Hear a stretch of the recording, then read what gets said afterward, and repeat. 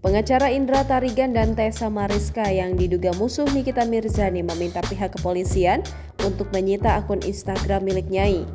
Dikutip akun TikTok @yoza_dlfitra pada Senin 28 November 2022, Indra Tarigan mengaku dibully oleh Nikita Mirzani melalui Instagram. Seperti diketahui, meski ditahan di penjara, namun akun Instagram Nikita Mirzani hingga saat ini masih aktif.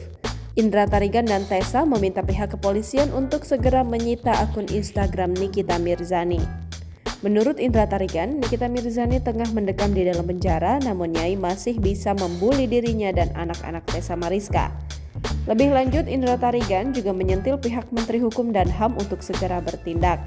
Sementara terkait Instagram Nyai diambil alih oleh sang manajer, Indra Tarigan mengatakan bahwa handphone Nikita Mirzani saat ini tengah disita di pengadilan.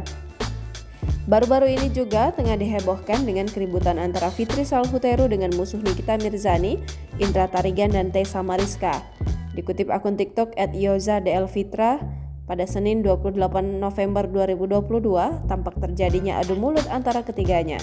Dalam percakapan tersebut, Indra Tarigan menyebutkan sosok nenek panjat sosial.